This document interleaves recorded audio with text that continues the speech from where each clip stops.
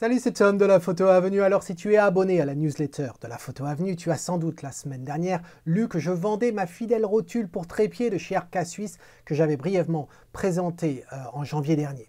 Eh bien aujourd'hui, je te révèle enfin ma nouvelle tête de trépied qui la remplace.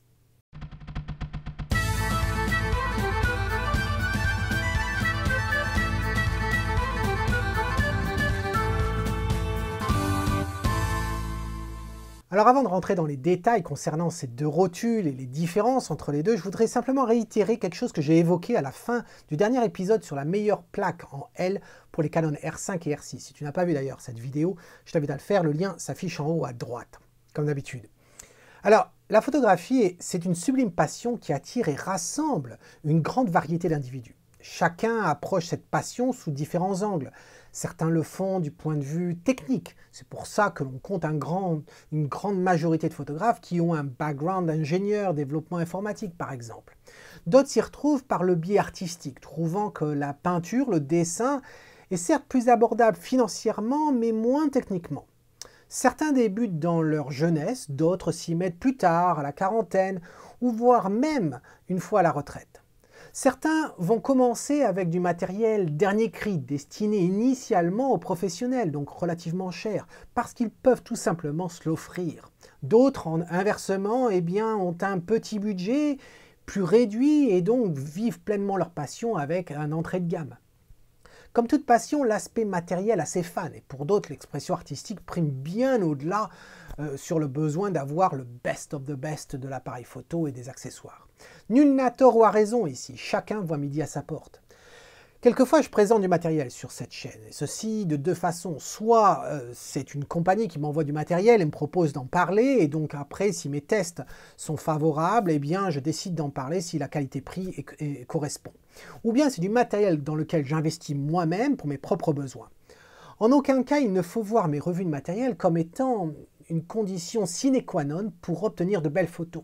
Tout est une question de compromis dans la vie et en photo, c'est exactement la même chose. Un bel appareil photo, un bon trépied ne va pas te garantir de belles photos.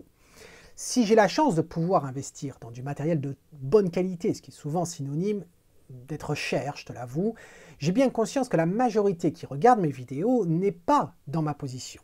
Alors pourquoi je te dis tout ça? C'est parce que des fois, j'ai peur en fin de compte que si je te parle de matériel qui sont chers, dans lesquels j'investis, j'ai pas envie que tu le prennes mal, j'ai pas envie que tu voies ça comme étant simplement moi qui te nargue, qui a envie de faire du m'as-tu vu par rapport à ce que j'ai pu m'offrir et toi tu ne peux pas. C'est vraiment pas du tout ça.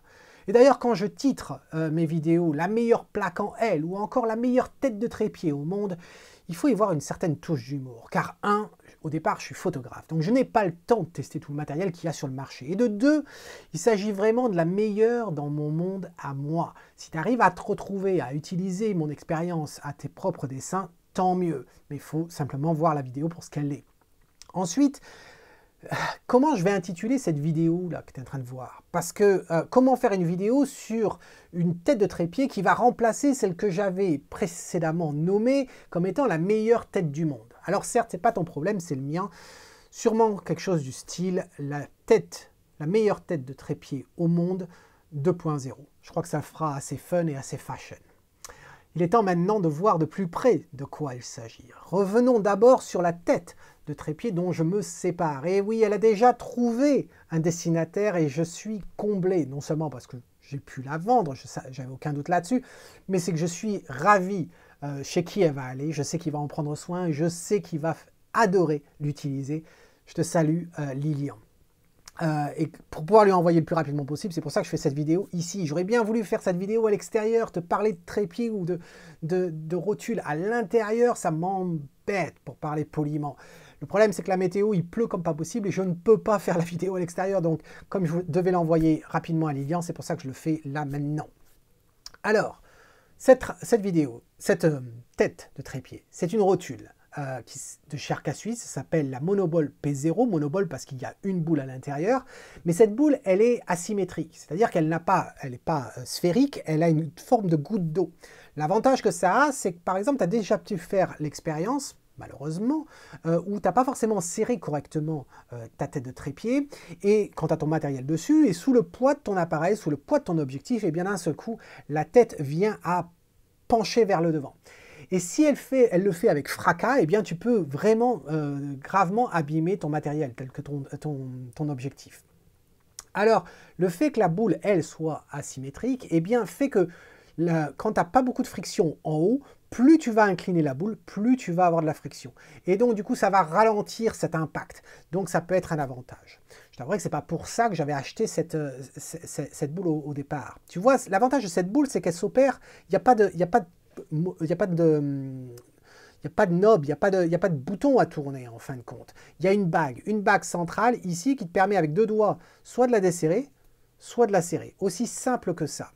Ensuite, on a ce bouton ici, simplement en goutte d'eau, qui permet de desserrer l'axe de rotation de 360 degrés. C'est tout ce qu'il y a sur cette... et puis bien sûr, l'étau. Alors, cette plaque-là, tu peux la trouver avec différents attaches rapides. Moi, j'ai choisi l'étau ici. Pourquoi ? Parce que l'étau, c'est ce qui va t'offrir le plus de compatibilité avec les différentes plaques que l'on trouve sur le marché. C'est pas parce que tu as une plaque arc à suisse que tu es forcé d'utiliser une tête, arc à suisse, que tu es forcé d'utiliser des plaques en L ou autres de la marque arc à suisse. Et donc du coup, eh bien, quelle que soit la marque, à partir du moment où elle est de type arc à suisse, tu vas pouvoir la faire passer ici et avec l'étau, ça passera sans aucun souci.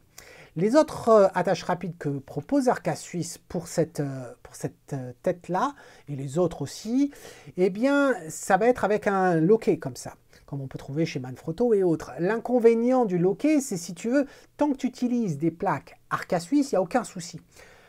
Mais si tu n'utilises pas des plaques arc à suisse, eh bien très souvent au niveau du design, ils ne suivent pas exactement les dimensions des plaques arc à suisse. Elles sont de type arc à suisse, elles y ressemblent, elles ont ce système que tu vois ici à queue de colombe, comme on dit, mais elles ne sont pas aussi précises. Et donc 1 millimètre trop petit ou trop grand, eh bien, ça peut poser un problème. Si c'est trop petit, ça veut dire que tu n'arriveras pas à le serrer, donc ton appareil va bouger. Si c'est trop grand, il va falloir que tu forces sur le loquet, et au bout d'un moment, eh bien, tu vas mettre tellement de pression sur le loquet qu'il va se casser.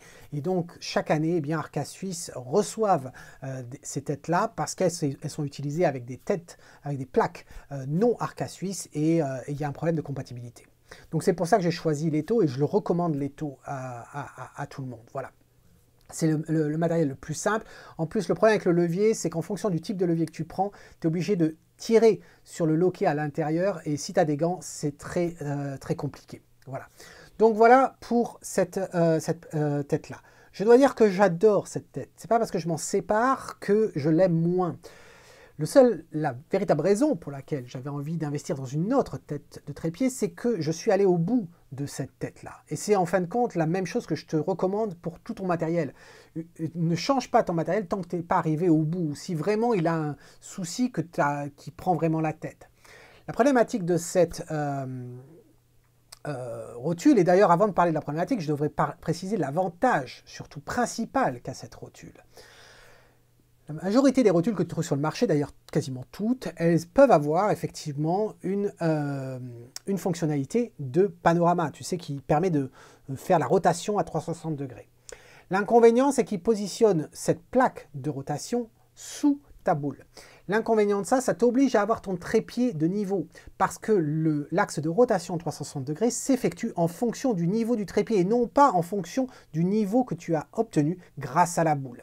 Ça veut dire quoi? Ça veut dire que si ton trépied n'est pas droit, tu as beau avoir positionné ton appareil correctement grâce à la boule, dès que tu vas faire pivoter ton appareil, eh bien là, tu n'es plus de niveau et ça va aller de pire en pire. Donc voilà l'inconvénient. Alors c'est certes, si tu es de ceux qui arrivent à avoir un trépied qui n'est pas de niveau, tu positionnes ton appareil dessus, tu fais tes réglages avec la boule et tu sais que ton cadrage est absolument parfait et que tu n'as pas besoin de faire pivoter, ok, pas de souci, ça peut fonctionner. Personnellement, dans mon cas, je suis toujours amené à peaufiner en fin de compte le cadrage un petit peu, à le faire tourner, et là, ben, ça joue sur le niveau. C'est sûrement aussi une des raisons pourquoi beaucoup des photos qui me sont envoyées pour la revue photo, que ce soit privé ou public d'ailleurs, des fois les photos ne sont pas de niveau. Pourquoi? Parce qu'au départ, eh bien, on a positionné l'appareil de niveau avec la boule, parce que le système de boule, c'est le plus répandu parmi toutes les têtes de trépied. Et puis ensuite, au moment d'affiner un petit peu le cadrage, la composition, eh bien, le photographe a décidé de faire tourner, d'utiliser la fonction de panorama, de tourner un petit peu l'appareil, et là, d'un seul coup, eh bien, il change le niveau. Et à moins qu'il soit retenu après pour recorriger avec la boule, eh bien, on se retrouve avec une photo qui est de travers. Voilà. Donc, cette fonctionnalité, c'est la plus importante sur cette tête-là. Et personnellement, quand je pars faire des photos à l'extérieur, avoir mon trépied de niveau, pour moi, c'est pas une notion qui m'est prioritaire. Des fois, c'est absolument pas possible. D'ailleurs, dans la majorité des cas, c'est pas possible de l'avoir. Tu passes plus de temps à régler la hauteur de tes jambes, ça serait pas possible. Donc, d'avoir la possibilité de faire les réglages et d'avoir que les réglages qu'on a fait sur la boule régissent en fin de compte le niveau de la plaque de rotation, pour moi, c'est important. Alors, quel est l'inconvénient de cette boule? Eh bien, le seul inconvénient que j'y trouve à cette tête de trépied, c'est commun à toutes les rotules. C'est-à-dire que si tu fais les réglages de niveau avec une boule, eh bien, tu es obligé d'augmenter le niveau de friction pour faire l'ajustement le plus finement possible. Je l'ai fait depuis 2017 comme ça, hein, ça fait pas de souci. Et encore une fois, tu ne changes pas forcément de matériel parce que d'un seul coup, ta vie est impossible. C'est pas ça, c'est simplement que tu as la possibilité, tu peux t'offrir quelque chose de mieux et tu décides qu'il est temps d'investir dans quelque chose de mieux. Et très souvent, la différence entre le niveau moyen et le niveau top, eh bien, c'est pas du 50%, c'est pas du 70% d'amélioration. C'est généralement les 5 à 10% d'amélioration. Même si ce 5 à 10% est facturé 10 fois plus cher que le prix auquel tu étais au départ. Donc, voilà la situation dans laquelle j'étais. Alors, j'ai regardé, bien sûr, ce qui se faisait chez Arca-Swiss. J'étais au courant des différentes têtes, mais j'ai regardé davantage. Alors, qu'est-ce qu'on trouve chez Arca-Swiss? Alors d'ailleurs, pourquoi me contenter d'Arca-Swiss? Effectivement, il y a d'autres marques, RSS, etc. Mais honnêtement, la qualité de chez Arca-Swiss, je trouve ça phénoménal. À quel point ils arrivent à créer des produits simples de conception qui durent, qui sont très robustes, qui sont très précis et un support après-vente qui est très bien. Et vraiment, j'aime beaucoup cette marque. Donc, je n'allais pas passer des mois à regarder ce que faisaient les autres marques. J'aime ce qu'ils ont fait. J'adore ce qu'ils ont fait pour la plaque en L, comme tu as pu voir dans la vidéo récemment. Même pour la plaque mini que je n'ai pas choisie. Je mets ça sur le compte que la plaque mini n'est pas destinée à un DSLR ou un appareil hybride comme le mien qui est d'une taille conséquente. Elle est faite pour un Fuji, elle est faite pour un Olympus. Donc une marque que j'aime beaucoup. Et donc du coup, j'ai regardé de plus près ce qui se faisait. Alors tout à fait en haut, on trouve bien sûr le cube. Et tu vois une photo là qui s'affiche. Alors c'est évident pourquoi il s'appelle le cube, tu vois sa forme. C'est vraiment la tête en haut, hein, c'est le flagship comme on dit en anglais. Elle permet en fin de compte de positionner ton appareil dans tous les sens. Ça c'est génial. Vraiment construite comme un tank, il n'y a absolument aucun souci avec cette tête de trépied. Le seul inconvénient que je trouve, c'est qu'elle est lente. Pourquoi elle est lente?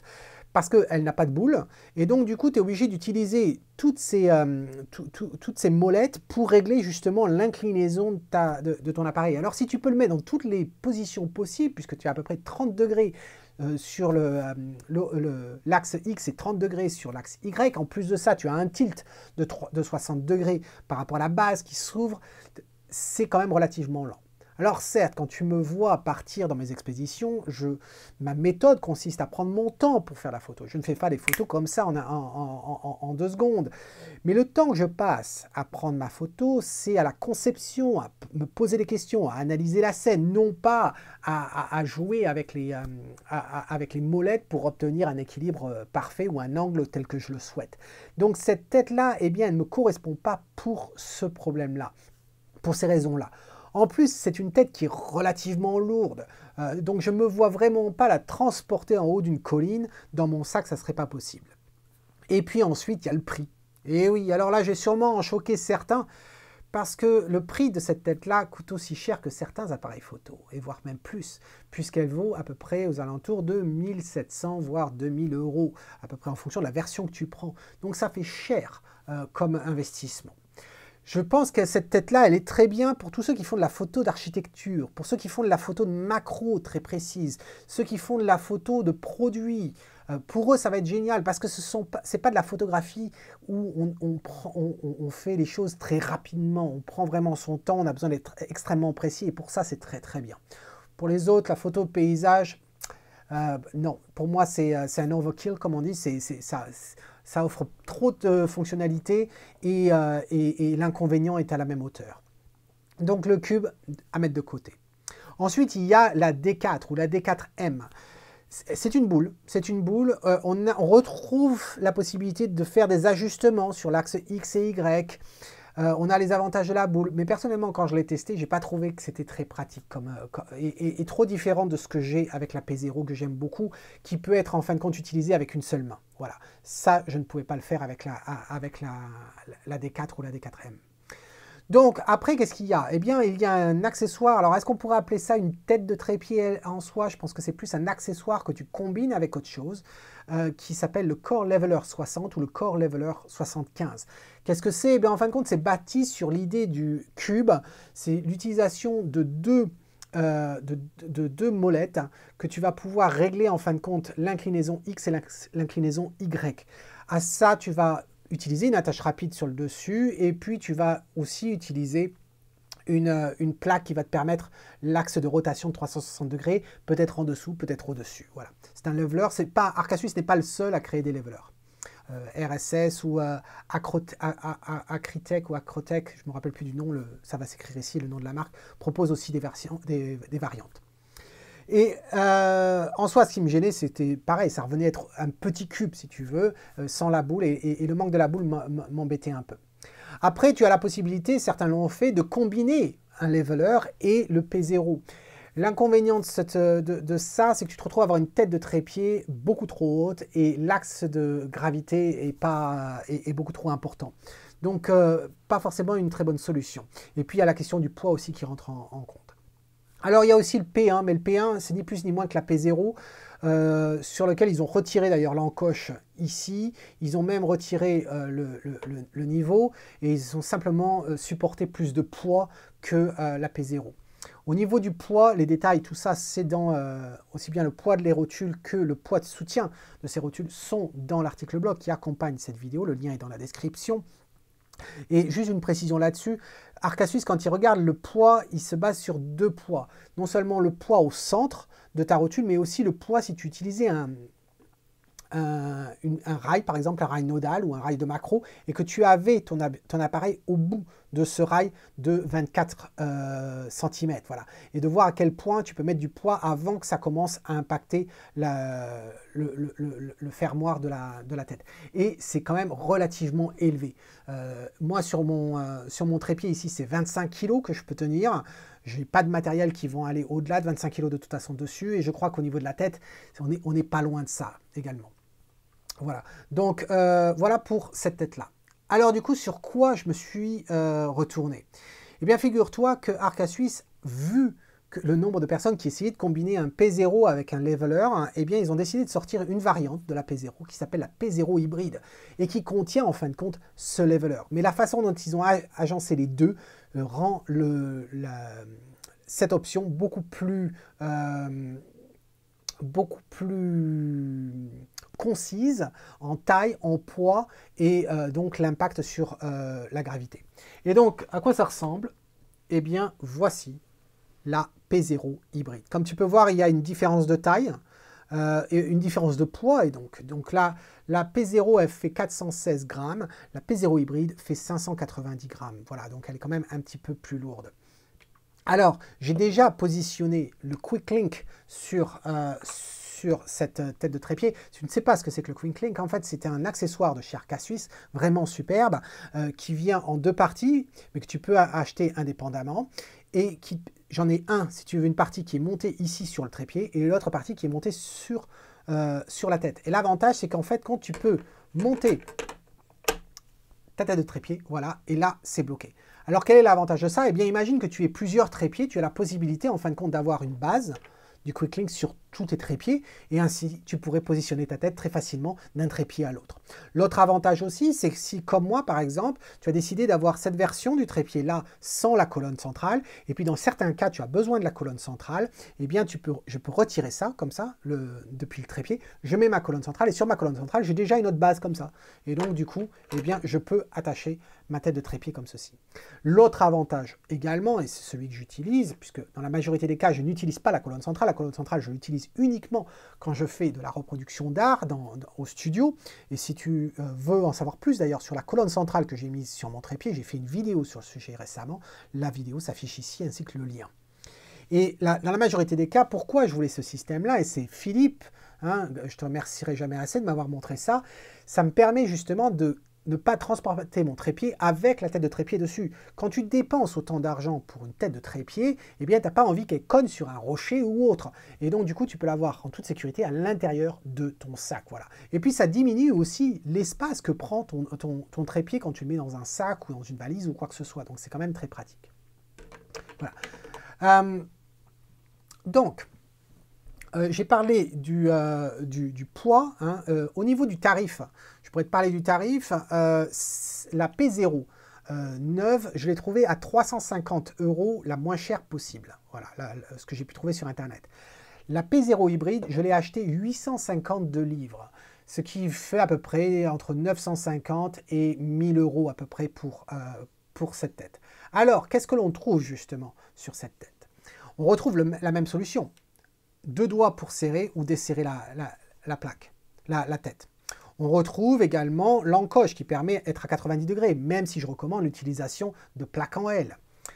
Ensuite, qu'est-ce qu'on retrouve? Eh bien, tu le vois ici, on a bien sûr la petite attache pour faire un panorama, c'est-à-dire tourner ton appareil sur un axe de 360 degrés. La différence qu'il y a quand même entre le système de panorama, entre la P0 et la P0 hybride, c'est que sur la P0 hybride, ils ont utilisé ce qu'on appelle en fin de compte en anglais détente. Détente, c'est quoi? Alors je vais essayer de te le montrer ici. Tu vas peut-être le voir là, ça se trouve ici. Alors je vais essayer de zoomer et te le montrer, mais en fin de compte, c'est une petite bille, voilà, une bille en métal qui est sous la plaque et avec des trous sur la plaque. Et quand tu tournes, tous les 90 degrés, je ne sais pas si tu arrives à l'entendre avec le micro. Voilà. Tous les 90 degrés, ben ça s'enclenche. Et donc, tu peux savoir exactement où est-ce que tu en es. Voilà, ça peut être utile dans certains cas. Moi, ça ne me dérange pas. Si ça te dérange, tu peux toujours la retirer. C'est très simple. Il suffit simplement de dévisser ici ce boulon. Ça retire ton attache rapide. Et ensuite, tu peux retirer cette petite bille. Aucun souci. Alors, qu'est-ce qu'on trouve ensuite? Alors, je vais essayer de réfléchir dans quel sens je veux te le montrer. On trouve bien sûr deux molettes qui sont ici pour justement régler l'axe X et l'axe Y. Alors, je vais te le montrer dans ce sens-là. Voilà. Comme ça, et puis je vais avoir la tête ici. Pour te le montrer, je vais mettre ce 60D avec lequel je n'ai pas shooté depuis longtemps, il est converti en infrarouge, et j'ai mis une plaque de type Arca Suisse, qui n'est pas du tout de la marque Arca Suisse, c'est une chinoise en alu, voilà, et je positionne ça. Comme ceci, je serre également l'axe panoramique, voilà. Et l'idée, c'est qu'en fin de compte, quand tu poses ton appareil, eh bien, la première chose que tu fais, c'est que tu essaies de trouver un niveau, voilà, comme ça. Et puis ensuite, tu vas affiner le niveau. Alors, si tu es comme moi et que tu as la chance d'avoir un niveau électronique sur ton appareil, les entrées de gamme, ils vont t'offrir maintenant un niveau électronique peut-être que sur l'horizon. Ils ne vont pas te mettre l'inclinaison dans ce sens-là. Plus tu montes en gamme, plus ils vont te proposer les deux, en fin de compte, ce qui peut être très pratique. Si tu n'as pas ça, je t'invite vraiment, au lieu d'utiliser le niveau à bulle qu'on a sur la tête de trépied ici ou sur ton trépied lui-même, je t'invite à investir dans un petit cube que tu peux trouver qui vient se mettre sur le hot shoe ici. Je te mettrai un lien dans l'article blog également. Voilà. Et donc, maintenant, tu vas faire en fin de compte la mise à niveau. Alors, ce qu'il faut savoir, c'est que contrairement au cube, les molettes ne sont pas placées pareil. Au cube, les molettes étaient perpendiculaires à l'axe d'inclinaison, de rotation que tu vas faire. Ici, elles sont dans le même axe. C'est-à-dire que ici, si je tourne, eh bien, tu vois que mon appareil, j'espère que ça se voit dans la vidéo, mon appareil pivote. Et je peux pivoter jusqu'à plus 10 degrés dans un sens, plus 10 degrés dans l'autre sens. Il y a une différence quand même, qui est quand même notable. Il y a une différence quand tu inclines ton appareil de cette façon-là, avec ce type ici sur la P0+, ou sur la cube, par rapport à l'inclinaison que tu peux faire comme ceci. Tiens, tu vois, je te parlais de la sphère, de la boule asymétrique, voilà, qui l'a bloquée, par rapport au fait d'incliner complètement la boule. Quand tu bouges complètement la boule, très souvent, tu vas non seulement changer l'axe, par exemple, si on souhaitait le changer dans ce sens-là, tu vas changer l'axe comme ça, mais sans t'en rendre compte, tu vas aussi avancer et changer un petit peu l'axe vers l'avant. Donc, tu vas changer un petit peu tous les paramètres. Là, en le faisant pivoter, il pivote en fin de compte dans un cercle. Et l'avantage, c'est que ton appareil reste au centre. Ça veut dire une chose, ça veut dire que la distance, par exemple, là je l'ai fait sur le côté, mais si je le fais par exemple dans ce sens-là, la distance qui sépare ton sujet de ton capteur reste virtuellement la même. Voilà. Et donc du coup, tu n'as pas à refaire tes réglages. Ça peut être quelque chose de très avantageux. Si tu utilises par exemple un rail nodal pour faire du panorama, eh bien tu peux savoir que tes paramètres ne vont pas changer par exemple. Et ça peut être très important. Imagine que tu fais un panorama à plusieurs niveaux, eh bien, tu n'as pas envie de changer ta mise au point quand tu te déplaces de haut en bas, par exemple. Ça peut avoir un intérêt également quand tu fais de la macro, avec un rail macro ou autre. Donc, voilà, en gros, ce que tu peux faire avec ces... Et ça te permet d'ajuster finement tes changements, plutôt que d'essayer de les faire avec ta boule, en jouant sur le niveau de friction, en ayant un maximum de friction, tout en pouvant bouger la boule pour essayer d'obtenir quelque chose de précis. Voilà la différence. Est-ce que c'est révolutionnaire? Non, c'est pas révolutionnaire. Mais pour moi, ça veut dire beaucoup. C'est un compromis. Ça me permet de faciliter, en fin de compte, mon travail de cadrage. Voilà. Et comme je te disais tout à l'heure, c'est peut-être 5 à 10% de mieux, mais ça vaut quand même le coup à mes yeux. Voilà. Alors, tu peux effectivement mettre l'appareil dans tous les sens. Ce que je dois préciser, c'est que les molettes ici s'auto-bloquent. Donc, j'aurais beau essayer d'appuyer, tu vois, dans l'autre sens, ça ne bougera pas. Voilà, c'est construit vraiment comme un tank. Et je peux mettre combiner, en fin de compte, les angles aussi dans tous les sens ici. Et je pourrais même, tu vois, voilà, tu vois à peu près dans quel sens ça fait là. Tu pourrais orienter dans n'importe quel sens en fonction de tes besoins. Donc, voilà cette tête de trépied là. Une dernière chose, la prochaine vidéo qui va sortir, elle va être sur la friction. Parce que comme je t'ai dit, tu peux très bien changer le niveau de friction en desserrant la boule, mais tu peux aussi personnaliser le niveau de friction que te propose ce desserrage et ce resserrage de la friction. C'est utile, par exemple, quand moi j'ai reçu la P0 hybride, eh bien j'ai trouvé que j'avais pas beaucoup, la bague qui sert pour fermer, eh bien elle avait à peine 45 degrés de jeu. Et la friction était très très élevée, beaucoup plus que ce que j'avais sur la P0. Et donc je trouvais que c'était pas pratique. Donc j'ai fait les modifications, j'ai filmé tout ça pour te montrer comment toi aussi, si tu as la P0 ou la P0 hybride, comment tu peux ajuster justement le niveau de friction, l'augmenter ou le réduire. C'est très simple, il suffit d'être méticuleux, mais c'est très simple à faire. Et ça, la vidéo va sortir dimanche. Voilà, j'espère que tu as trouvé cette vidéo intéressante. Voilà ma meilleure tête de trépied au monde 2.0. qui correspond à mes besoins. C'est peut-être pas les mêmes que les tiens, mais si tu regardes mes vidéos, c'est que tu fais sûrement du paysage, par exemple, et peut-être que tu vois la valeur d'une telle tête de trépied. Donc dis-moi ce que tu en penses dans un commentaire. Tu sais que j'adore discuter comme ça avec toi. Je réponds toujours à tous les commentaires qui me sont posés. Et puis, n'oublie pas de mettre un pouce vers le haut si tu as apprécié cette vidéo et de montrer ton soutien, parce que les pouces, c'est un petit peu comme le vote. Si tu votes pas, eh bien en fin de compte, tu donnes la voix à tous ceux qui votent mal. En l'occurrence, les pouces vers le bas. Oui, je parle aux 4 pecnos ou aux 2 pecnos parce qu'ils sont vraiment pas nombreux, qui, à peine je publie la vidéo, ils me mettent un pouce. Sans vraiment regarder la vidéo, par principe, ils me mettent un pouce vers le bas. Ils sont toujours une minorité, certes, mais tu sais, il faut toujours se méfier de la minorité. Donc, on va leur fermer le clapet en mettant un pouce vers le haut. Allez, et je vais en faire de même. Je vais même mettre un pouce, moi, avec mon propre compte dessus. Allez, fais comme moi. Et en attendant, eh bien, c'est Amigo qui te dit, si tu aimes ce que tu vois, capture-le. Cheers.